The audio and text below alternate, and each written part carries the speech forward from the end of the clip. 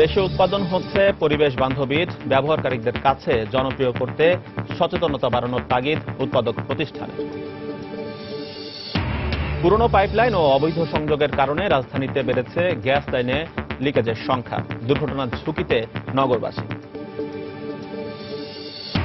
প্রাতিষ্ঠানিক কাজে অধিকাংশ ক্ষেত্রে পাইরেটেড সফটওয়্যার ব্যবহার করায় হুমকির মুখে দেশের সাইবার নিরাপত্তা, সচেতনতা বাড়ানোর পরামর্শ বিশ্লেষকদের। দিনাজপুরের লিচু বাগানগুলোতে গাছে গাছে এখন মুকুলের সমারোহ। রাজনৈতিক অস্থিরতায় গত বছর মুনাফা না হলো এবার লাভের আশা বাগান মালিকদের। এবং সংসদে আইন পাশ হওয়ায় শিগগিরই শুরু হবে কক্সবাজার উন্নয়ন কার্যক্রম। অপরিকল্পিত কাজ বন্ধ হয়ে শৃঙ্খলা ফিরে আসবে স্থাপনা নির্মাণে আশা সংশ্লিষ্টদের।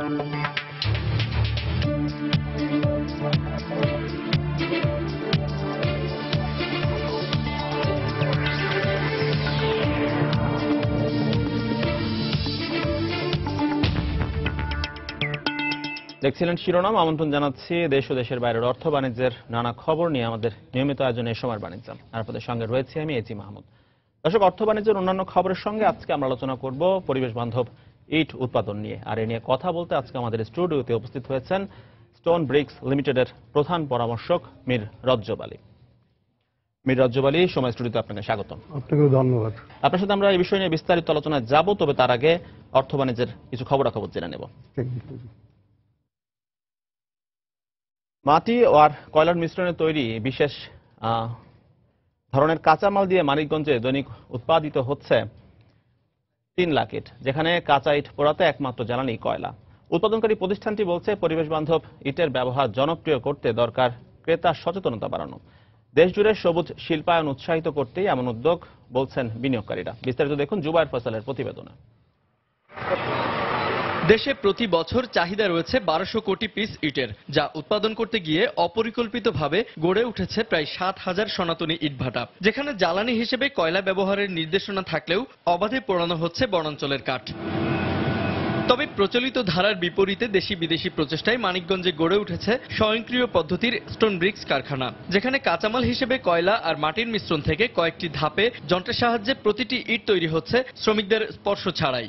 সনাতনী ইট ভাটার মতো যেখানে নেই উঁচু চিমনি, কাঠ পোড়ানোর দৃশ্য, ধোয়ার কারণে চোখ জ্বলুনি কিংবা আগুনের উত্তাপও। কিন্তু শুরুটা আশানুরূপ হলেও নানা সংকটে ইট উৎপাদন কমেছে কারখানাটিতে। আমাদের একটু ফিন্যান্সিং এ সহায়তা করা হয়, প্লাস গ্যাসের যে ব্যাপারটা, আমরা যদি একটু গ্যাস পাই, গ্যাসের হেল্প পাই, তাহলে আমার মনে হয় আমরা খুব ভালো কিছু একটা করতে পারবো। যদিও এসব সংকট সাময়িক উল্লেখ করে বিনিয়োগকারীরা বলছেন প্রতিষ্ঠিত কিংবা নতুন সব ধরনের শিল্প প্রতিষ্ঠানকেই পরিবেশ বান্ধব করে গড়ে তোলার লক্ষ্য তাদের।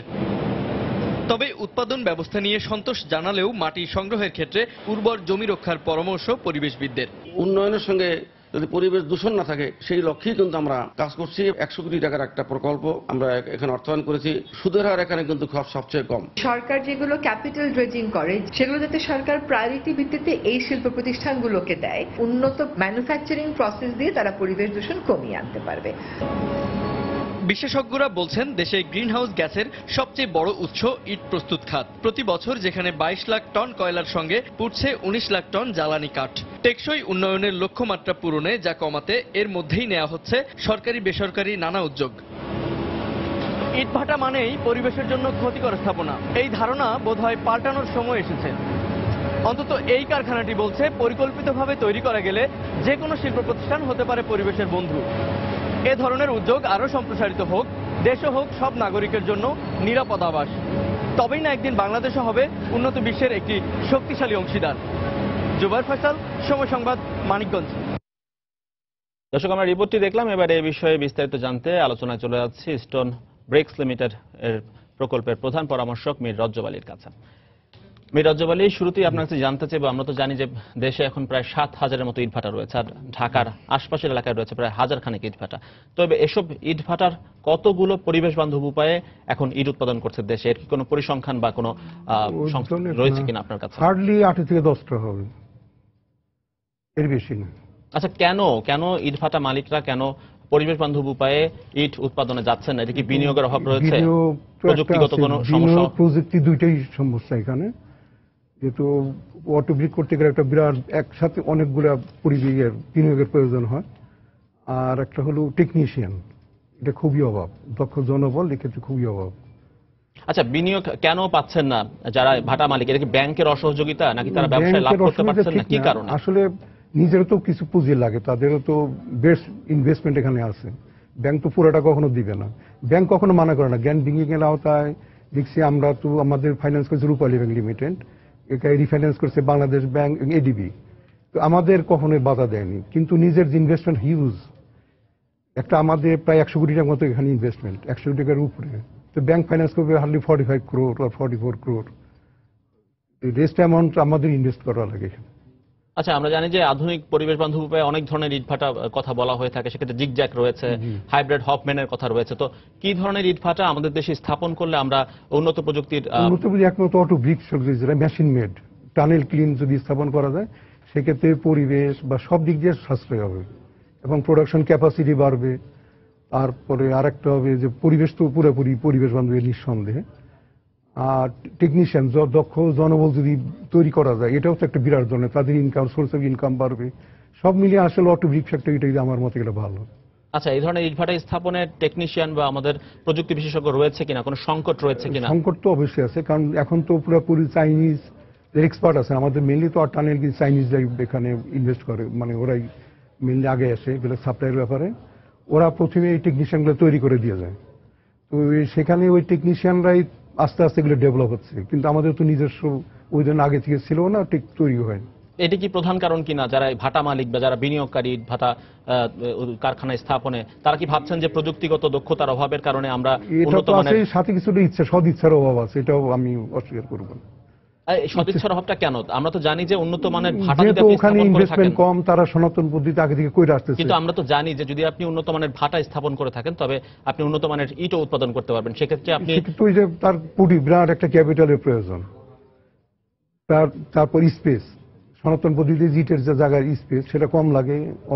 আচ্ছা, যদি তুলনামূলক পার্থক্য জানতে চাই আপনার কাছে, যে সনাতন পদ্ধতিতে ইটভাটা উৎপাদনে জায়গার পরিমাণ কেমন লাগে এবং আধুনিক পদ্ধতিতে? সনাতন পদ্ধতিতে হার্ডলি কত 5 acre, more or less 5 to 6 acre, এতেই সনাতন পদ্ধতি করে তার ইটভাটা স্থাপন করতে পারবে। কিন্তু অটোমেটিক ফ্যাক্টরি তুলে মোটামুটি 20 একর এরকমই তারা পারবেন জায়গা। আচ্ছা, শুধুমাত্র কি জায়গায় কি একমাত্র কারণ বলে আপনার কাছে মনে হচ্ছে? জায়গা তো আছেই, সাথে ওই যে পুঁজি, দ্বিতীয়ত টেকনিশিয়ান, তারপরে আরেকটা আছে আমাদের যেটা দেখলাম আমরা করতে যে অভ্যস্ত ছিলাম, মানে ছাড়পত্রের ব্যাপার আছে, বিভিন্ন সরকারি প্রতিষ্ঠানে যেতে হয়। তো এটা যদি গভর্নমেন্ট প্যাট্রোনাইজ করতে হয় যে না এক জায়গা থেকে সব ছাড়পত্র দেওয়া হবে তোমরা করো, গভর্নমেন্ট যদি সহযোগিতা করো, তারা যদি এই ব্যাপারে উৎসাহ করতো, তাহলে প্রোডাক্ট এটা আরো স্থাপনটা আরো। আচ্ছা, সরকারের কাছ থেকে ইটভাটা মালিকরা কি ধরনের সহযোগিতা প্রত্যাশা আমরা করেন? 1 নম্বরে চাচ্ছি যে আমাদের যে ছাড়পত্রগুলা এগুলোর জন্য তড়িৎ এক জায়গা থেকে যেন আমরা সবকিছু পাই। যে বোর্ড অফ ইনভেস্টমেন্টের আরেকবার হয়তো ওই স্থানে প্রশাসন, আবার পরিবেশ, আবার ফায়ার সার্ভিস বা বিভিন্ন দপ্তরের জন্য না করা লাগে, তাইলে অনেকটা উৎসাহ হবে মানুষ, যে দৌড়াদি ঝামেলা থেকে কমবে। আর ফাইন্যান্সিং এর ব্যাপারে ব্যাংক কখনো মানা করে না, বিশেষ করে আমাদের রূপালী ব্যাংকে এমডি মহোদয় যিনি ছিলেন, ফরিদুর রহমান উনি আছেন, উনার উৎসাহ উদ্দীপন এই ব্যাপারে প্রচুর, সেটা আবার শেয়ার করার উপায় নাই। কারণ উনার উৎসাহী এবং ফাইন্যান্সের ব্যাপারে আমাকে বেশি আমাদের ঘোরাঘুরিও করতে হয় এই ব্যাপারে। উনি আমাদের রূপালী ব্যাংকে দেখছি আরো কয়েকটা গ্রিন ব্যাংকিং এর আওতায় এইসব ফাইন্যান্সে করা হয়েছে। এবার গ্রিন ব্যাংকের আওতায় এগুলো ব্যাংক মানা করেন না, উনি উৎসাহ দেন আরো। আচ্ছা, আমরা জানি যে এখনকার যে ইটভাটাগুলো রয়েছে সেখানে জ্বালানি কাঠ ব্যবহার করা হচ্ছে, কিন্তু এটি নিষিদ্ধ আমরা জানি। তারপরে নিম্নমানের কয়লা ব্যবহার করা হচ্ছে, এটিও নিষিদ্ধ আমরা জানি, যে উন্নত মানের কয়লা ব্যবহার করার কথা। তো এক্ষেত্রে কেন ভাটা মালিকরা নিম্নমানের কয়লা এবং জ্বালানি কাঠ ব্যবহার করছেন? কেন তারা উন্নত মানের কয়লা ব্যবহার করছেন? আমার ধারণা যে তাদের টাকা সাশ্রয়ের জন্য, কারণ অন্য কোনো কারণ নাই। কিন্তু আমরা তো জানি উন্নত মানের জ্বালানি আরেকটি আছে, শুধু এই না, আমি যদি ইচ্ছা করি বড় পুকুরের কয়লা আমার এখন 5,000 টন কয়লা লাগবে, ইচ্ছেগুলো আমি আনতে পারি না, এক্ষেত্রেও আমাকে অনেক দৌড়ঝাঁপ পোহাতে হয়। এই ক্ষেত্রে যদি সরকার মানে একটা কোটা করে দিত বা আমাদের অ্যাভেলেবেল করে দিত, হ্যাঁ তোমরা ইচ্ছাগুলো তোমরা লোকাল কয়লা পাবে, কারণ বরফের কয়লা হচ্ছে ওয়ার্ল্ড ফেমাস, এর মতো মান আর আমার জানার মতো ওয়ার্ল্ডে কোথাও কোনো কয়লা নাই। এটা যদি অ্যাভেলেবেল হয় তাহলেও আবার ইটভাটা মালিকরা অনেক উৎসাহ পাবে। আচ্ছা, আপনার কাছে কেমন কোনো পরিসংখ্যান রয়েছে যে দেশের কয়টি ইটভাটা এখন এই উন্নত মানের জ্বালানি ব্যবহার করছে? এই ধরনের কোনো এক্সক্লুসিভ পরিবেশ আসলে আমার কাছে নাই। আচ্ছা, আপনার জানা নেই, সেক্ষেত্রে জানতে চাইবো আপনার কাছে ইটভাটা নিয়ন্ত্রণ একটা আইন রয়েছে, আপনি হয়তো জানেন 2013 সেটি কার্যকরে 2 বছর সময় দেওয়া হয়েছিল। তো সেটি কার্যকর কেন পুরোপুরি হচ্ছে না? এই আইন কার্যকরে কি কি বাধা রয়েছে এবং কেন, কোথায় বাধা, কি কারণে হচ্ছে না, এই বিষয়ে কি বলতে এটা পারবেন তো কিনা? গভর্নমেন্ট পলিসির ব্যাপার, এটা তো আসলে আমরা দুইভাবে বলতে পারবো যারা না। আপনারা প্রধান পরামর্শক হিসেবে কাজ করেন ইটভাটাগুলোতে, তারা কি এই ধরনের আইন সম্পর্কে জানেন না? না, তা জানেন।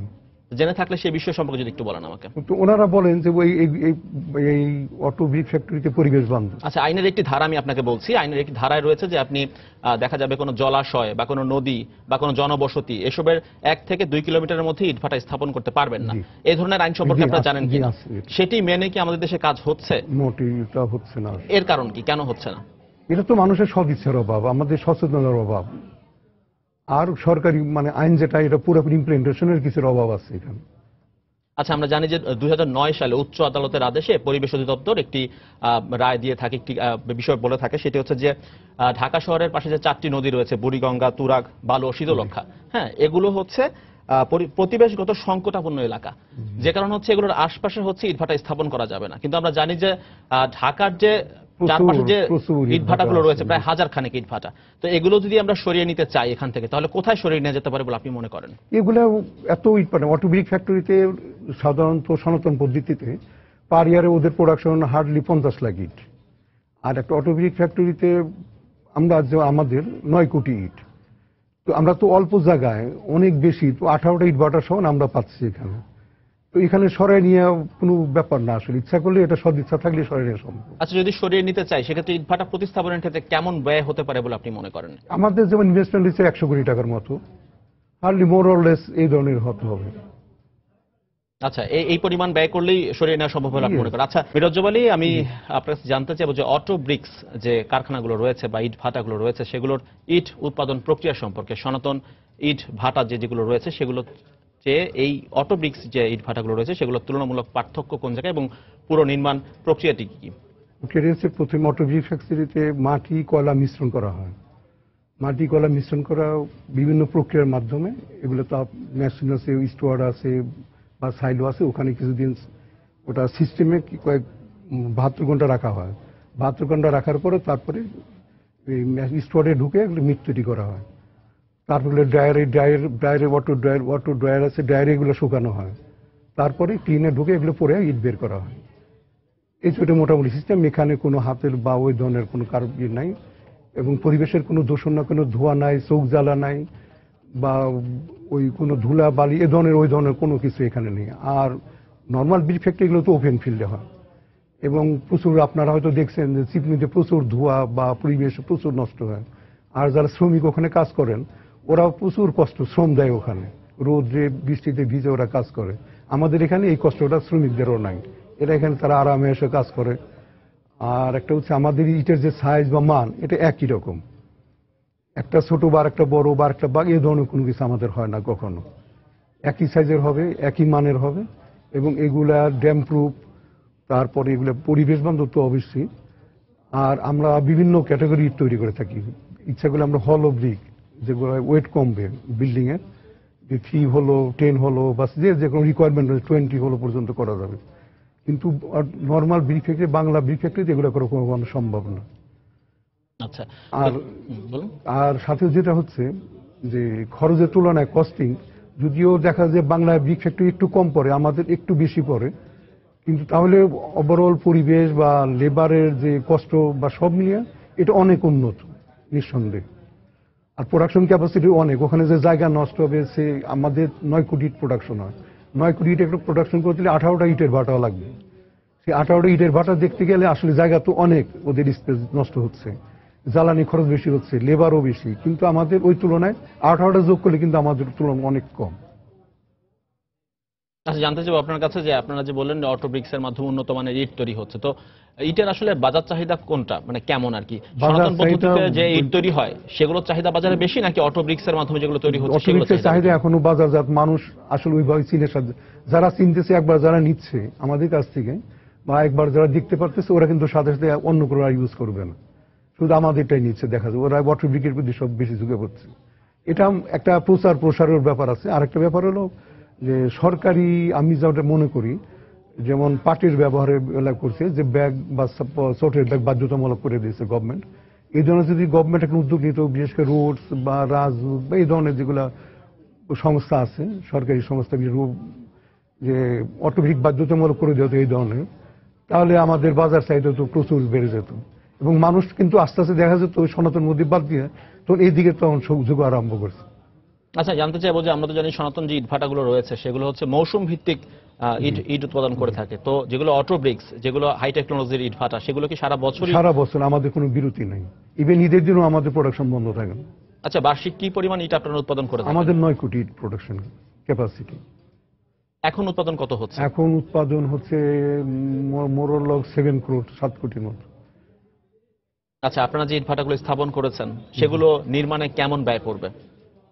আমাদেরটা মোরলেস 100 কোটির মতো খরচ পড়ছে আমাদের। প্রতিটি ইটভাটা না পুরো? না, যদি একটু ছোট করে করা যায় সেক্ষেত্রে কম পড়বে খরচ। যদি একটু ডিটেল আমাকে বলেন, একটু বিস্তারিত বলেন। এর ভিতর আছে মানে ক্যাপাসিটি, যে কারো ক্যাপাসিটি হতো যে পার ডে 50 লাখ, কারো ক্যাপাসিটি পার ডে 1 কোটি বা পার ডে 2 কোটি। এই অনুযায়ী খরচের হেরফের অবশ্যই হবে, কারণ আমাদের 3 কোটি, আমাদের প্রোডাক্ট, আমাদের খরচ হচ্ছে 100 কোটি। যদি 50 লাখ করে সে করতে, সে হতে 40 থেকে 50 কোটির মধ্যে সে পারবে।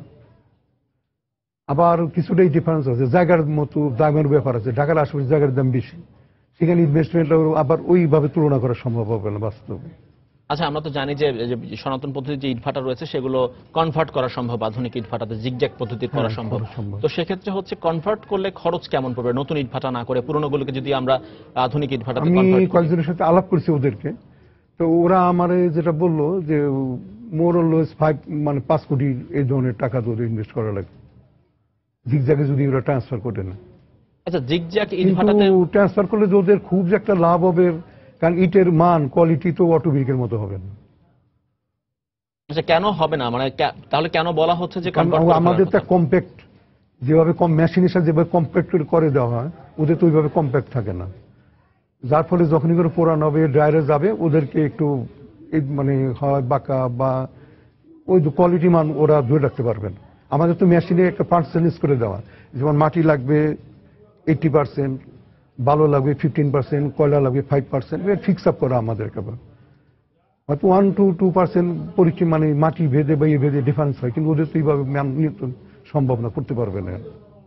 আচ্ছা, আপনি বলছিলেন যে শ্রমিকদের কথা বলছিলেন যারা সনাতন ইটভাটাতে চাকরি করেন বা কাজ করেন যারা, তাদের সাথে জানতে চাইবো যে নতুন অটো ব্রিক্স ইটভাটা করা হলে লোকবল বা জনবলের সংখ্যা কতটুকু কমে আসবে আগের তুলনায়? মানে এই খাতে ব্যয় কতটুকু কমবে কারখানা মালিকদের? ব্যয় তো মোরলেস 50% কমে যাবে আমার, কারণ 18টা ইটের ভাটা সমান যদি আমাদেরটা হয়, আমাদের ওয়ার্কার আছে 300-র মতো, কিন্তু 18টা ইটের ভাটা মোরলেস কাজ করে প্রায় 1800 লোকের, 1,500 থেকে 1800 লোক কাজ করে ওখানে। তো লোক বলতে অটোমেটিক কই মারবে, সেখানে সাশ্রয় হবে, মূল্য সাশ্রয় হবে, স্বাভাবিক এটা। আচ্ছা, সনাতন ইটভাটাতে যারা কাজ করেন তাদের স্বাস্থ্য ঝুঁকির হার কেমন, এবং যারা অনেক অটো ব্রিক্সে কাজ অনেক করেন? বেশি, এটা বিভিন্ন পত্র পত্রিকা তো আমরা দেখতেই পাই এখন, যে ওদেরকে কিভাবে কোন পরিবেশে রাখা হয়। আর আমাদের তো পরিবেশ তো সম্পূর্ণ ভিন্ন। ইভেন ওদেরকে আমরা শ্রমিকদের আমরা মুখে মাস্ক দিয়ে দিচ্ছি, যাতে যদি ধুলাবালি আসো যেন ওদের নাক দিয়ে কখনো না ঢুকে। আমাদের ক্যারি করে মাঠ ক্যারি বালি বা ক্যারি করার সময় পরে বলাই আছে, এগুলা যে ঢেকে নিয়ে আসবে, তাবু দিয়া বিয়ে দিয়ে, যাতে রাস্তাঘাটে নোংরা না হয়, ময়লা না হয়, পরিবেশে কোনো বিপর্যয় না ঘটে। আর আমরা তো আমাদের তো জানিনি, এগুলো ধোঁয়া বলতেই নেই, কোনো ধোঁয়া নেই। সব মিলিয়ে আমাদের মানে পরিবেশটা অন্যরকম, পরিষ্কার পরিচ্ছন্ন থাকে। আচ্ছা, জানতে চাইবো আপনার কাছে যে হচ্ছে আমাদের পার্শ্ববর্তী দেশগুলোতে কি ধরনের ইটভাটার নির্মাণে কি ধরনের প্রযুক্তি ব্যবহার করা হয়ে থাকে? এই ইন্ডিয়াতে আমি রিসেন্টলি একটা সেমিনারে অংশ নিয়েছিলাম, তো ওরা আস্তে আস্তে সবাই এখন অটোমেটিক আস্তে আস্তে যাচ্ছে, কারণ ওরাও টের পাচ্ছে যে পরিবেশে মারাত্মক বিপর্যয় হচ্ছে। বিভিন্ন দেখলাম চায়নাতে বা বিভিন্ন দেশে সব অটো, ওদের বাংলা এই ধরনের কোনো ইটভাটা তৈরি করেন। আচ্ছা, বিনিয়োগের হার এখন কেমন এই খাতে, এবং ব্যাংকগুলো কেমন আগ্রহ দেখাচ্ছে আপনাদের এই খাতে বিনিয়োগে? ব্যাংক আগে আসলে মানুষ, আমি দেখছি আমাদের যে আমরা যেখানে রূপালী এখানে ব্যাংকিং করি, এখানে আগে আসলে এরা সব উৎসাহ দেয় এই ব্যাপারে, এবং গ্রিন ব্যাংকিং এর আওতায় তারা বেশ উদ্যোগী। এমডি মহোদয় তো আরো উদ্যোগী এই ব্যাপারে, যে পরিবেশ বান্ধব যে কোনো সেক্টরে উনি ইন্টারেস্ট। আর লোকালি আমাদের যিনি আছেন যে এমপি মহোদয় বা স্থানীয় প্রশাসনের যারা কর্মকর্তারা আছেন বা এই সেক্টরে পলিটিক্যাল সেক্টরে যারা নেতৃস্থানে আছেন ওরাও খুব ইন্টারেস্টিং, প্রচুর সহযোগিতা করেন এই ব্যাপারে। ওনারাও চান যে আমরা এই ব্যাপারে আগ্রহী। মীর রজ্জব আলী, আপনাকে অসংখ্য ধন্যবাদ। আপনাকে ধন্যবাদ। দর্শক, আমরা কথা বলছিলাম ইস্টার্ন ব্রিক্স লিমিটেডের প্রকল্পের প্রধান পরামর্শক মীর রজ্জব আলীর সঙ্গে। আমাদের কথা বলার বিষয় ছিল পরিবেশ বান্ধব ইটের উৎপাদন নিয়ে। যাচ্ছি পরবর্তী প্রসঙ্গে। দেশের সরকারি বেসরকারি অফিস সহ ব্যক্তি পর্যায়ে ব্যবহৃত সফটওয়্যারের প্রায় ৮০%ই পাইরেটেড। এতে হুমকির মুখে রয়েছে বাংলাদেশের সাইবার নিরাপত্তা। পাইরেসির দৌরাত্ম্য রোধে নজরদারি ও সচেতনতা বাড়ানোর উপর জোর দিচ্ছেন বিশ্লেষকরা। পাইরেটেড সফটওয়্যার ব্যবহারের বন্ধে কার্যকর পদক্ষেপ নেওয়া হবে বলে জানিয়েছেন তথ্য প্রযুক্তি প্রতিমন্ত্রী। বিস্তারিত দেখুন ফয়সাল মোর্শেদের প্রতিবেদনে। ফুটপাত থেকে শপিং মল সর্বত্রই মিলছে কম মূল্যের পাইরেটেড সফটওয়্যার। কেউ আবার ওয়েবসাইট থেকে বিনামূল্যে সংগ্রহ করছেন তার প্রয়োজনীয় সফটওয়্যারটি। তবে কম মূল্য কিংবা বিনামূল্যের এসব সফটওয়্যার কতটা ঝুঁকিপূর্ণ তা নিয়ে ভাবছেন না কেউই। সস্তায় পাচ্ছি, এখানে 40-50 টাকা পাচ্ছি। এখন আমরা তো অরিজিনাল কপি কিভাবে কিনবো, সে তো অনেক টাকা। সবার পক্ষে তার অরিজিনাল ডিস্ক বা অরিজিনাল সফটওয়্যার ইউজ করা সম্ভব না। অনেক বেশি দাম তো অরিজিনালটা, সেজন্য আর কি 50 টাকা দিয়ে কিনা। ভিডিও এডিটিং এর জন্য হাইলি প্রোগ্রামাইজড এই সফটওয়্যারটির বাজার মূল্য প্রায় 35,000 টাকা, কিন্তু বাংলাদেশের বাজারে এটি পাওয়া যাচ্ছে মাত্র 40 থেকে 50 টাকায়। শুধু এই সফটওয়্যারটি নয়, উইন্ডোজ থেকে শুরু করে প্রায় যে কোনো ধরনের সফটওয়্যারই পাওয়া যাচ্ছে একই দামে। প্রযুক্তি বিশ্লেষকরা বলছেন এই ধরনের পাইরেটেড সফটওয়্যার ইউজ করার ফলে হুমকির মুখে পড়তে পারে সাইবার নিরাপত্তা। পাইরেট সফটওয়্যার ব্যবহার করা মানে হচ্ছে আমরা প্রায় নিশ্চিতভাবে বলা যেতে পারে যে আমরা একটা মালওয়্যার ঝুঁকির মধ্যে নিজেদেরকে ফেলছি। শুধুমাত্র যে সফটওয়্যার চুরি হচ্ছে তা না, এটার ফলে আমাদের সফটওয়্যারটা অনেক থ্রেটের শিকার হয়, হ্যাকিং এর শিকার হতে পারে। ঝুঁকি মোকাবেলায় সফটওয়্যারের দাম কমানোর পাশাপাশি এখনই কার্যকর পদক্ষেপ নেওয়ার কথা বলছেন তারা। অপারেটিং সিস্টেম থেকে শুরু করে প্রায় সব সফটওয়্যারই ওপেন সোর্স পাওয়া যায় এবং সেগুলো অনেক কার্যকরী। বিদেশি যে কোম্পানিগুলো আছে তাদেরকে বাংলাদেশের জন্য একটা স্পেশালাইজ প্রাইসিং নিয়ে আসতে হবে। এদিকে পাইরেসির দৌরাত্ম্য বন্ধে নানান কার্যক্রমের কথা জানিয়েছেন তথ্য ও যোগাযোগ প্রযুক্তি প্রতিমন্ত্রী। প্রথমে আমরা সরকার থেকে শুরু করছি, সেখানে যেন কোনো পাইরেটেড সফটওয়্যার না আসে। পাশাপাশি নাগরিকদের মধ্যেও আমাদের সাইবার সিকিউরিটি অ্যাওয়ারনেস বিল্ডিং এর জন্য আমরা ছোট বড় বেশ কিছু কর্মসূচি প্রোগ্রাম নিয়েছি। নামি দামি প্রতিষ্ঠানের পাইরেটেড হওয়া সফটওয়্যার ব্যবহারের পরিবর্তে ওপেন সোর্স সফটওয়্যার ব্যবহার করলে অনেকটা নিরাপদ থাকবে সাইবার ওয়ার্ল্ড। ফয়সাল মোর্শেদ, সময় সংবাদ, ঢাকা। পুরনো পাইপলাইন ও অবৈধ সংযোগের কারণে রাজধানীতে বাড়ছে গ্যাস লাইনে লিকেজের সংখ্যা। আর তিতাসের হিসাব মতে দিনে এ ধরনের শতাধিক অভিযোগ আসে জরুরি সেবা কেন্দ্রে। আর গ্রাহকরা বলছেন কর্তৃপক্ষ সময় মতো লাইন মেরামত না করায় দুর্ঘটনার ঝুঁকি বেড়ে যাচ্ছে কয়েকগুণ। আর তিতাস বলছে বনানী দুর্ঘটনার পর রাজধানীর বিভিন্ন স্থানে টহলদার ও কর্মী সংখ্যা বাড়ানোর উদ্যোগ নেওয়া হয়েছে। বিস্তারিত দেখুন মিজানুর রহমান খবিরের প্রতিবেদনে। রাজধানীর মহাখালীর গাজীবাড়ি এলাকায় পাকা আধা পাকা এই বাড়িগুলোতে কয়েকশো পরিবারের বসবাস। অত্যন্ত ঘনবসতি ও সরু রাস্তাঘাটের কারণে বেশ ঝুঁকিপূর্ণ এই জায়গাটিতে গ্যাস লাইনে লিকেজ রয়েছে 3 বছর ধরে। আশপাশের বেশ কয়েকটি জায়গায়ও অনবরত গ্যাস বের হচ্ছে দীর্ঘদিন যাবৎ। গ্যাসের লোক মিস্ত্রিরা একবার আসছিল, বলছে যে আগামীকাল আসবো, আজকাল সময় নাই, আগামীকাল হবে, এই বিবরণ তো আর আসে নাই। এখানে তো ফায়ার সার্ভিস ঢুকবো, ঢুকে আমাদের বাঁচাইবে, একটা করে আগুন লাগবে না, সমস্ত আগুন লেগে পুড়িয়া যাইবে। তবে তিতাসের মাঠ পর্যায়ের কর্মকর্তারা বলছেন অপরিকল্পিতভাবে তৈরি করা অবকাঠামোর কারণে সব জায়গায় সমস্যার স্থায়ী সমাধান করা সম্ভব হয় না। লোকাই না এটা ঠিকঠাক করছে, করার পর এখনো কিন্তু সেই গ্যাস বের হইতেছে। ছিপা গলি, আবার ওই গলির ভিতরে যতটুকু রাস্তা ততটুকুই ড্রেন, পানি ভরা, ময়লা আবর্জনা, এগুলাতে কাজ করা খুব কষ্টকর। এ বিষয়ে তিতাসের বক্তব্য নিতে গেলে তাৎক্ষণিক ব্যবস্থা নিয়ে কয়েকটি লিকেজ বন্ধ করে কর্তৃপক্ষ। তাদের দাবি বিশেষ প্রয়োজনে কিছু জায়গায় সংস্কার করা হলেও উত্তরা ও বনানীর দুর্ঘটনার পর তৎপরতা বাড়িয়েছেন তারা। 24 ঘন্টায় 60 থেকে 100 অভিযোগ কেন্দ্রে অভিযোগ আসে। আমাদের লাইনের দুর্বলতার অভিযোগটা এখন বেশি, কারণ আমাদের সিস্টেমটা তো বেশ পুরাতন হয়ে গেছে, 40 বছর প্লাস। খুব অল্প সময়ের মধ্যে তারা 18 শিফটে 30টা শিফটে কাজ চলবে আর কি। আমাদের লিকেজ এবং কমপ্লেন, এনি কল, এগুলি ব্যবস্থা এবং আমরা ডিসেন্ট্রালাইজও করতেছি। তিতাস কর্তৃপক্ষ গ্যাসের পাইপলাইন সংস্কার ও জোনভিত্তিক নিয়মিত তদারকি না বাড়ালে দুর্ঘটনার সংখ্যা আরও বেড়ে যেতে পারে এমন আশঙ্কা গ্রাহকদের। মিজানুর রহমান খবির, সময় সংবাদ, ঢাকা। রাজশাহীতে সেচ বাবদ মিনি পাম্প মালিকরা কৃষকদের কাছ থেকে অতিরিক্ত টাকা আদায় করছে বলে অভিযোগ উঠেছেন। এমন অভিযোগের সত্যতাও মিলেছে পাম্প মালিকদের কথায়। তবে কৃষকদের দাবি ফসলের উৎপাদন খরচ বাড়লেও সে অনুযায়ী দাম পাচ্ছেন না তারা। হাবিবুর রহমান পাপুর তোলা ছবিতে বিস্তারিত জানাচ্ছেন সাইফুর রহমান রকি। বরেন্দ্র উন্নয়ন কর্তৃপক্ষের প্রায় 2000 ডিপ টিউবওয়েল ছাড়াও কৃষকদের সেচ সুবিধার জন্য রাজশাহী অঞ্চলে ব্যক্তি উদ্যোগে আরো 800 মিনি পাম্প বসানো হয়েছে। এখান থেকে সেচের পানি পাওয়ায় সারা বছরই কোনো না কোনো ফসলের আবাদ করছে কৃষকেরা। অভিযোগ উঠেছে চলতি মৌসুমে সেচ খরচ বাবদ কৃষকদের কাছ থেকে মিনি পাম্প মালিকেরা অতিরিক্ত টাকা আদায় করছেন। যেসব আবাদি জমির পাশে বরেন্দ্রের ডিপ টিউবওয়েল নেই তাদেরকে সেচের জন্য নির্ভর করতে হচ্ছে মিনি পাম্পের উপর। এতে উৎপাদন খরচ বাড়ায় আশানুরূপ লাভের দেখা পাচ্ছেন না কৃষকেরা। 120 টাকা ঘন্টা নিচে 3 দিন পর পর পানি লাগছে। তাহলে 1 বিঘা মাটি আবাদ করে কত টাকা লাভ করবো আমরা? তারা কৃষকদের এখন পুরো জিম্মি করে সেচ চার্জ নিচ্ছে আর কি। অতিরিক্ত সেচ খরচ নেয়ার কথা স্বীকার করলেও বিভিন্ন অজুহাত দেখালেন মিনি পাম্প মালিকরা। সবাই নিছে ওই জন্য আমনি আমার উপরে মোটর মাত্র 15 বিঘা আবাদ করি।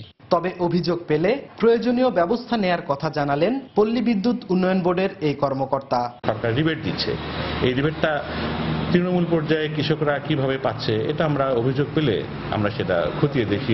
আর বরেন্দ্র উন্নয়ন কর্তৃপক্ষ নতুন পাইপলাইন বসিয়ে কৃষকদের সেচ সুবিধার আওতায় আনার কথা জানালেন। এখানে আপনার কমান্ড এরিয়া কম, লোকজন পানির সুবিধা নিতে পারছে না, সেখানে আমরা পাইপলাইন এক্সটেনশন করে তাদেরকে সেই জমিগুলো ইরিগেশনের আওতায় আনার চেষ্টা করছি। বরেন্দ্রের প্রায় অর্ধশত নষ্ট ডিপ টিউবওয়েল মেরামত করে দ্রুত চালু করা হবে বলেও জানান এই কর্মকর্তা। সাইফুর রহমান রকি, সময় সংবাদ, রাজশাহী। দিনাজপুরের লিচু বাগানগুলোতে এখন গাছে গাছে মুকুলের সমারোহ। বাম্পার ফলনের স্বপ্ন দেখলেও গত বছর মূল্য না পাওয়ায় বাগান মালিকদের রয়েছে উদ্বেগ আর উৎকণ্ঠা। এ সময় কীটনাশক প্রয়োগ না করে মাঝে মধ্যে সেচ দেওয়ার পরামর্শ দিয়েছে কৃষি বিভাগ। গোলাম নবী দুলালের পাঠানো তথ্য, মঞ্জুদ আলম শিমুলের ছবি নিয়ে ডেস্ক রিপোর্ট। দিনাজপুরের লিচু বাগানগুলো মাদ্রাজি, চায়না, বোম্বাই, কাঁঠালি আর দেশি জাতের লিচুর মুকুলে ছেয়ে গেছে। লিচু গাছে প্রচুর মুকুল আসলেও কাল বৈশাখীতে ঝরে পড়ার আশঙ্কা রয়েছে। গাছ থেকে লিচুর মুকুল ঝরে পড়া রক্ষা করতে দিনরাত বাগানে সেচ দিচ্ছেন বাগান মালিকরা, আর পোকার আক্রমণ থেকে রক্ষা পেতে কীটনাশক স্প্রে করছেন। প্রতি বছর আগাম বাগান কিনে বেশ লাভবান হন বাগানীরা। গত বছর রাজনৈতিক পরিস্থিতির কারণে ক্রেতার অভাবে অনেকে বাগানের ফল বিক্রি করতে পারেননি, তবে এবার লাভের আশা করছেন। আগামী থেকে এবারকার লিচুর মূল খুবই সুন্দর। গতবারে আশানুরূপ দাম পাওয়া যায়নি, তবে আশা করতেছি এবার যে এরকম মুকুল আসছে বেশ যদি আশানুরূপ দাম পাওয়া যায় চাষিরা বেশ উপকৃত হবে। বাগানগুলোতে মাঝে মধ্যে সেচ দেওয়ার পাশাপাশি ওষুধ মিশিয়ে স্প্রে করার পরামর্শ দিলেন জেলার কৃষি বিভাগের শীর্ষ কর্মকর্তা। লিচু ঝরা বন্ধের জন্য প্রতি লিটার পানিতে প্লানোফিক্স 0.5 ml অথবা NaA ন্যাপথাল অ্যাসিটিক অ্যাসিড যদি 20 ppm বা প্রতি লিটার পানিতে 20 মিলিলিটার হারে স্প্রে করা যায় তাহলে লিচুর ঝরে পড়াটা বন্ধ হতে পারে।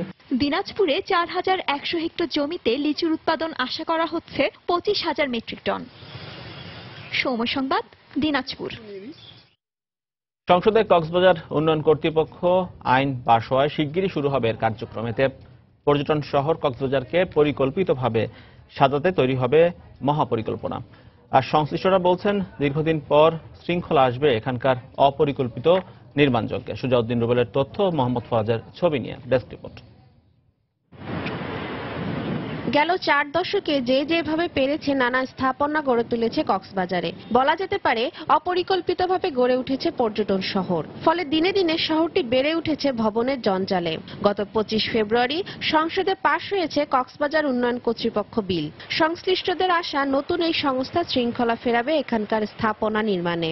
দেশের পর্যটন শিল্পকে একটা মাত্রায় নিয়ে যাওয়ার কথা বলছে। এই প্রথম কোন সরকার এটা উপলব্ধি করতে পারছে যে কক্সবাজার উন্নয়ন অর্থ হচ্ছে সারা দেশের উন্নয়ন। এই স্থাপনাগুলো আছে এগুলোকে যদি তারা কার্যকরী ভূমিকা রেখে যদি ঢেলে সাজানো যায় তাহলে মনে হয় পর্যটন শিল্পের বিকাশের ক্ষেত্রে আরো সৌন্দর্য ভূমিকা পালন করবে। জীর্ণশীর্ণ দালানগুলা অবশ্যই ভেঙে ফেলতে হবে এবং বৈজ্ঞানিক পদ্ধতিতে বিল্ডিংগুলা তৈরি করতে হবে। এই আইনের মাধ্যমে কক্সবাজার একটি আন্তর্জাতিক মানের পর্যটন শহরে গড়ে উঠবে বলে আশা করেন হোটেল মালিক সমিতির এই নেতা। কক্সবাজার উন্নয়ন কর্তৃপক্ষের চোয়াই কক্সবাজার দেশি এবং বিদেশি পর্যটকদের কাছে একটি আন্তর্জাতিক মানের পর্যটন নগরী হিসেবে গড়ে উঠবে। এদিকে পৌর মেয়র জানালেন, মহাপরিকল্পনার মাধ্যমে কক্সবাজারকে একটি বিশ্বের নন্দিত শহরে পরিণত করা হবে। কক্সবাজার শহরকে একটা পর্যটক নগরীতে পরিণত করার জন্য একটা মাস্টার প্ল্যান অলরেডি এগুলো কমপ্লিট হয়ে গেছে। বিশ্বের নন্দিত শহরে পরিণত করার জন্য আমরা সর্বোচ্চ চেষ্টা করব। একজন চেয়ারম্যানের নেতৃত্বে কক্সবাজার উন্নয়ন কর্তৃপক্ষের মোট সদস্য হবে 15 জন। সার্বিক উন্নয়ন তদারকি, সমীক্ষা ও জরিপ ছাড়াও একটি মহাপরিকল্পনা প্রণয়ন করবে এ সংস্থা। সময় সংবাদ, কক্সবাজার। বর্তমানে বিশ্বের বিভিন্ন দেশেই সাইবার অপরাধ ঘটছে, তাই সবার সম্মিলিত প্রচেষ্টার মাধ্যমে এ ধরনের ঘটনা নিয়ন্ত্রণ করা সম্ভব বলে মনে করেন তথ্য প্রযুক্তি প্রতিমন্ত্রী জুনায়েদ আহমেদ পলক। সকালে রাজধানীর একটি হোটেলে সাইবার হামলা ও নিরাপত্তা বিষয়ক এক সেমিনারে এ মন্তব্য করেন তিনি। বাংলাদেশও সাইবার হামলা থেকে নিরাপদ নয় উল্লেখ করে তিনি বলেন, এ ধরনের ঘটনা রোধে বিভিন্ন পদক্ষেপ নিচ্ছে বর্তমান সরকার। Cyber security is also an essential part to implement digital Bangladesh. Digital Bangladesh গড়ার পেছনে সাইবার নিরাপত্তা একটি উল্লেখযোগ্য বিষয়। তাই সাইবার নিরাপত্তা নিশ্চিত করতে আমরা বিভিন্ন পদক্ষেপ নিচ্ছি। এর মধ্যে সাইবার বিষয়ক আইন ছাড়াও নিরাপত্তা নিশ্চিত করতে নতুন নতুন প্রযুক্তি ও সফটওয়্যার ব্যবহার করা হচ্ছে। এছাড়া প্রযুক্তি খাতে দেশকে উন্নত করতে গাজীপুর ও যশোরে হাইটেক পার্ক নির্মাণ করা হচ্ছে। সাইবার নিরাপত্তা নিশ্চিত ও এ সংক্রান্ত অপরাধ দমনে আইসিটি বিভাগ বিভিন্ন পদক্ষেপ নিচ্ছে। Cyber security strategy 2012 সালে আশুলিয়ার তাজরিন ফ্যাশনসে অগ্নিকাণ্ডের ঘটনায় ক্ষতিগ্রস্তদের যৌক্তিক ক্ষতিপূরণের দাবি জানিয়েছে গার্মেন্টস শ্রমিক ঐক্য ফোরাম। গতকাল রাজধানীর সেগুনবাগিচায় সংগঠনটির কার্যালয়ে এক সংবাদ সম্মেলন করে এ দাবি জানানো হয়। এ সময় জানানো হয়, শ্রমিকদের প্রাথমিক পর্যায়ে চিকিৎসা বাবদ 1 লাখ টাকা করে দেওয়া হয়, কিন্তু তাদের দীর্ঘমেয়াদী চিকিৎসায় ব্যয় হয়েছে কয়েক লাখ টাকা। এছাড়া বর্তমানে তাজরিন ফ্যাশনসের পক্ষ থেকে শ্রমিকদের ক্ষতিপূরণ দেওয়ার জন্য যে পরিমাণ অর্থ ধার্য করা হয়েছে তা খুবই কম বলেও দাবি করেন তারা।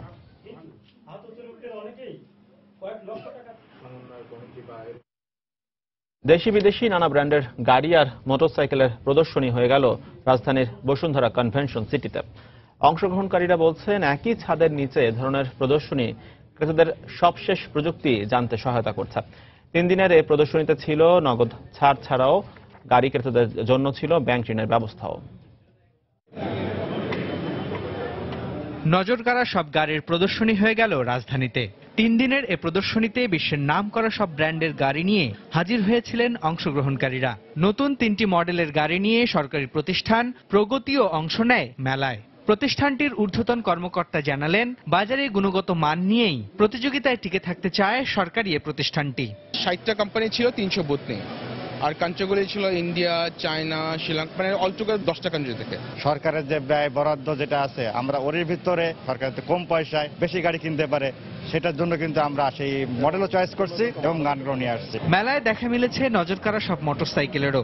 এর পাশাপাশি বিশ্বের নাম করা ব্র্যান্ডের গাড়ির যন্ত্রাংশ এনেছেন আমদানিকারকরা। জিপ মানি 1 কোটি টাকা ছিল আগে, যেটা এখন 50 লাখের মধ্যে চলে আসছে। আর জার্মানি টেকনোলজির ইঞ্জিন হওয়ার কারণে ফুয়েল কনজাম্পশন খুবই লাভজনক। গাড়ির নিরাপত্তায় তথ্য প্রযুক্তির সর্বশেষ উদ্ভাবন জানারও সুযোগ ছিল এখানে। গাড়িতে জিপিএস ট্র্যাকিং এই সার্ভিসটা প্রোভাইড করতেছে সারা বাংলাদেশে। প্রত্যেকটা থানাগুলোর সাথে আমাদেরকে একটা লিঙ্ক আছে, অর্থাৎ আপনার গাড়ি যদি কখনো মিসিং হয় এবং তাকে রিকভারি করার যা যা করণীয় সবকিছু আমরা করব। কারের এডিটিভস আছে, তারপরে সিবিডি আছে, যেগুলো গাড়ির জন্য খুব উপকার এবং গাড়িতে ইউজ করার পরে তার এটা পারফরম্যান্সটা বুঝতে পারবে। In this fair we have launched our new bike Turbo 125. There is a very wow response to this bike.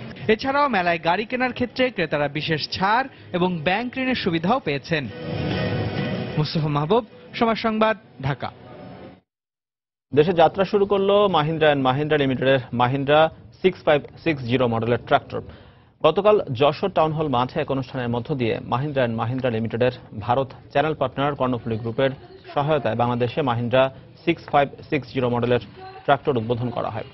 উদ্বোধনী অনুষ্ঠানে উপস্থিত ছিলেন প্রতিষ্ঠানটির ভারতের কান্ট্রি ডিরেক্টর সাগর ভারকামকার, ঊর্ধ্বতন মহাব্যবস্থাপক সুবোধ অরোরা সহ ঊর্ধ্বতন কর্মকর্তারা।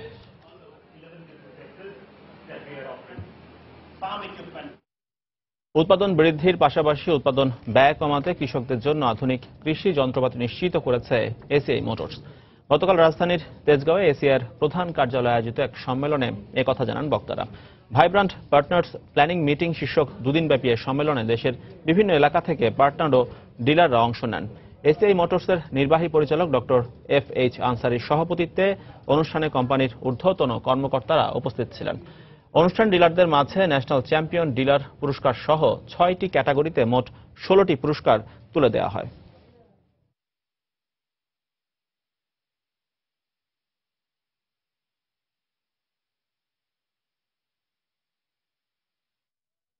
শীর্ষ জ্বালানি তেল উত্তোলক দেশগুলো উত্তোলন বন্ধ করলেই সৌদি আরবও বন্ধ করবে উত্তোলন। দেশটির এমন ঘোষণার পর বিশ্ববাজারে আবারও কমেছে জ্বালানি তেলের দাম। বর্তমানে কিছুটা কমে বিশ্ববাজারে ব্যারেল প্রতি জ্বালানি তেল বিক্রি হচ্ছে $38.68।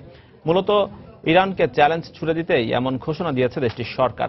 এছাড়াও জ্বালানি খাতের রাজস্ব নির্ভরতা কমাতে ব্যক্তি খাতে বিনিয়োগ বাড়ানোরও পরিকল্পনা করছে সৌদি সরকার। পাশাপাশি আগামী বছরের শুরুর দিকে দেশটির রাষ্ট্রীয় জ্বালানি প্রতিষ্ঠান আরামকোর শেয়ার বিক্রি করে দেওয়ার পরিকল্পনা রয়েছে সরকারের।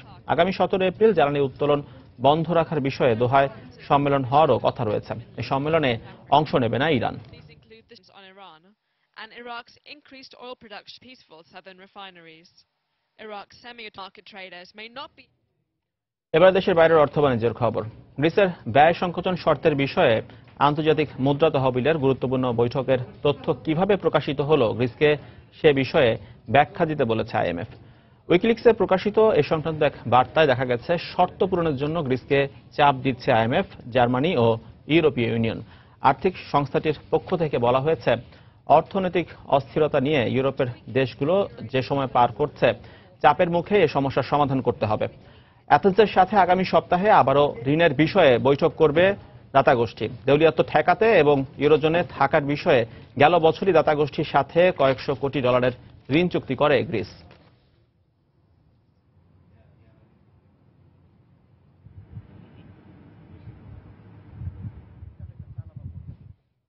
বাজেট ঘাটতি কমাতে ব্যয় সংকোচনের অংশ হিসাবে প্রাকৃতিক গ্যাসে ভর্তুকি কমিয়েছে আর্জেন্টিনার সরকার। এই সিদ্ধান্তের কারণে এখন থেকে গ্যাসে বাড়তি খরচ গুনতে হবে আর্জেন্টাইনদের। ভর্তুকি কমিয়ে নেওয়ার কিছু কিছু স্থানে গ্যাসের দাম অনেক বেড়ে যাবে। এর আগে ক্রিস্টিনা ফার্নান্দেজ সরকার থাকাকালীন সময়ে খুব স্বল্প পরিমাণে গ্যাস বিল দিতে হয়েছে আর্জেন্টাইনদের। তবে দেশটির সাধারণ মানুষের প্রত্যাশা গ্যাসের দাম বাড়লেও তা যেন নাগালের বাইরে চলে না যায়, কারণ তাদের বেতন রয়েছে আগের জায়গাতেই। এদিকে দেশটির জ্বালানি মন্ত্রী বলছেন আর্জেন্টিনার স্বল্প আয়ের মানুষের জন্য গ্যাসের বর্ধিত দাম প্রযোজিত হবে না।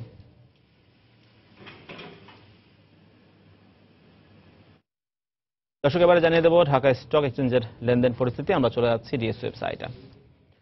দর্শক, দেখতে পাচ্ছি আজকে সপ্তাহের প্রথম কার্যদিবস রোববার ডিএসসিএক্স অর্থাৎ প্রধান সূচকের অবস্থান 5 পয়েন্ট বেড়ে দাঁড়িয়েছে 4363 পয়েন্ট। অন্যদিকে ডিএসসিএস সূচকের সূচকের অবস্থান 2 পয়েন্টের মতো বেড়ে দাঁড়িয়েছে 1055 পয়েন্ট। অন্যদিকে ডিএসসি 30 অর্থাৎ বাছাই সূচকের অবস্থান দেখতে পাচ্ছি কিছু পয়েন্ট বেড়ে দাঁড়িয়েছে, কিছু পয়েন্ট কমে দাঁড়িয়েছে 1648 পয়েন্ট। অন্যদিকে দেখতে পাচ্ছি শেয়ার বাজারে এখনো পর্যন্ত লেনদেন হয়েছে 95 কোটি টাকার শেয়ার এবং মিউচুয়াল ফান্ড, এবং লেনদেন হওয়া শেয়ার এবং মিউচুয়াল ফান্ডগুলোর মধ্যে এখনো পর্যন্ত দাম বেড়েছে 136টির, কমেছে 74টির এবং অপরিবর্তিত রয়েছে 45টি প্রতিষ্ঠানের শেয়ার এবং মিউচুয়াল ফান্ডের দাম। দর্শক, লঙ্কা বাংলা ফাইন্যান্স রয়েছে টপ 20 শেয়ারের প্রথম অবস্থানে। দেখতে পাচ্ছি তার সবশেষ লেনদেন মূল্য 35 টাকা 50 পয়সা। সর্বোচ্চ লেনদেন হয়েছে শেয়ারটি 36 টাকা 20 পয়সা এবং সর্বনিম্ন লেনদেন হয়েছে 34 টাকা 80 পয়সা। অন্যদিকে পাওয়ার গ্রিড রয়েছে টপ 20 শেয়ারের দ্বিতীয় অবস্থানে, যার সবশেষ লেনদেন মূল্য 58 টাকা 20 পয়সা। সর্বোচ্চ লেনদেন হয়েছে শেয়ারটি 58 টাকা 40 পয়সা। অন্যদিকে সর্বনিম্ন লেনদেন হয়েছে 55 টাকা 90 পয়সা। কেডিএস অ্যাক্সেসরিজ লিমিটেড রয়েছে টপ 20 শেয়ারের তৃতীয় অবস্থানে, যার সবশেষ লেনদেন মূল্য দেখতে পাচ্ছি 77 টাকা 30 পয়সা। সর্বোচ্চ লেনদেন হয়েছে শেয়ারটি 79 টাকা 80 পয়সা এবং সর্বনিম্ন লেনদেন মূল্য 76 টাকা 10 পয়সা। অন্যদিকে সিএমসি কামাল রয়েছে টপ 20 শেয়ারের চতুর্থ অবস্থানে, যার সবশেষ লেনদেন হচ্ছে শেয়ারটির 21 টাকা 60 পয়সায়। সর্বোচ্চ লেনদেন হয়েছে শেয়ারটি 21 টাকা 70 পয়সায় এবং সর্বনিম্ন লেনদেন হয়েছে শেয়ারটি 20 টাকা 60 পয়সায়। কাশেম ড্রাইসেল রয়েছে টপ 20 শেয়ারের পঞ্চম অবস্থানে, যার সবশেষ লেনদেন মূল্য দেখতে পাচ্ছি 100 টাকা 30 পয়সা। অন্যদিকে সর্বোচ্চ লেনদেন হয়েছে সিএমসি কামালের 101 টাকা 90 পয়সা। অন্যদিকে সর্বনিম্ন লেনদেন হয়েছে 97 টাকা 90 পয়সায়। ডিএসএসএল রয়েছে টপ 20 শেয়ারের ষষ্ঠ অবস্থানে, যার সবশেষ লেনদেন মূল্য দেখতে পাচ্ছি 18 টাকা 30 পয়সা। সর্বোচ্চ লেনদেন হয়েছে 19 টাকা 10 পয়সা এবং সর্বনিম্ন লেনদেন হয়েছে শেয়ারটি 18 টাকা 20 পয়সা। অন্যদিকে বিএসআরএম লিমিটেড রয়েছে টপ 20 শেয়ারের সপ্তম অবস্থানে, যার সবশেষ লেনদেন হয়েছে 192 টাকায়। সর্বোচ্চ লেনদেন হয়েছে শেয়ারটি 195 টাকা 80 পয়সা এবং সর্বনিম্ন লেনদেন মূল্য ছিল 190 টাকা। অন্যদিকে মিথুন নিটিং রয়েছে টপ 20 শেয়ারের 8ম অবস্থানে, যার সবশেষ লেনদেন মূল্য 62 টাকা 70 পয়সা এবং সর্বোচ্চ লেনদেন হচ্ছে শেয়ারটি 63 টাকা 50 পয়সা এবং সর্বনিম্ন লেনদেন মূল্য দেখতে পাচ্ছি শেয়ারটির এখনো পর্যন্ত 61 টাকা 50 পয়সা। অন্যদিকে জিএইচএল রয়েছে টপ 20 শেয়ারে দেখতে পাচ্ছি golden harvest agro industries limited top 20 শেয়ারে রয়েছে এখনো পর্যন্ত দেখতে পাচ্ছি 6ষ্ঠ অবস্থানে, যার 9ম অবস্থানে, যার সবশেষ লেনদেন হয়েছে 29 টাকা 50 পয়সা, সর্বোচ্চ লেনদেন মূল্য 29 টাকা 60 পয়সা এবং সর্বনিম্ন লেনদেন হয়েছে শেয়ারটি 28 টাকা 60 পয়সায়। অন্যদিকে রয়েছে ফুয়াং সিরামিক্স টপ 20 শেয়ারের 10ম অবস্থানে, যার সবশেষ লেনদেন মূল্য 19 টাকা 60 পয়সা, সর্বোচ্চ লেনদেন হয়েছে শেয়ারটি 19 টাকা 70 পয়সা এবং সর্বনিম্ন লেনদেন হয়েছে 19 টাকা 10 পয়সা। অন্যদিকে দেখতে পাচ্ছি যে আমান ফিড মিলস রয়েছে টপ 20 শেয়ারের 11তম অবস্থানে, যার সবশেষ লেনদেন মূল্য দেখতে পাচ্ছি 82 টাকা 40 পয়সা, সর্বোচ্চ লেনদেন হয়েছে 83 টাকা 80 পয়সা এবং সর্বনিম্ন লেনদেন হয়েছে শেয়ারটি দেখতে পাচ্ছি 81 টাকা 90 পয়সা। অন্যদিকে অল টেক্সটাইল রয়েছে টপ 20 শেয়ারের 12তম অবস্থানে, যার সবশেষ লেনদেন মূল্য 29 টাকা 40 পয়সা, সর্বোচ্চ লেনদেন হয়েছে শেয়ারটি দেখতে পাচ্ছি 29 টাকা 70 পয়সা এবং সর্বনিম্ন লেনদেন হয়েছে শেয়ারটি এখনো পর্যন্ত 28 টাকা 90 পয়সা। অন্যদিকে ওরিয়ন ইনফিউশন লিমিটেড রয়েছে টপ 20 শেয়ারের দেখতে পাচ্ছি 13তম অবস্থানে, যার সবশেষ লেনদেন মূল্য 72 টাকা 70 পয়সা, সর্বোচ্চ লেনদেন হয়েছে শেয়ারটি 74 টাকা 60 পয়সা এবং সর্বনিম্ন লেনদেন হয়েছে 72 টাকা 50 পয়সা। অন্যদিকে সাইপ পাওয়ারটেক রয়েছে টপ 20 শেয়ারের 14তম অবস্থানে, যার সবশেষ লেনদেন মূল্য দেখতে পাচ্ছি 64 টাকা, সর্বোচ্চ লেনদেন হয়েছে 64 টাকা 40 পয়সা এবং সর্বনিম্ন লেনদেন হয়েছে শেয়ারটির এখনো পর্যন্ত 62 টাকা 40 পয়সা।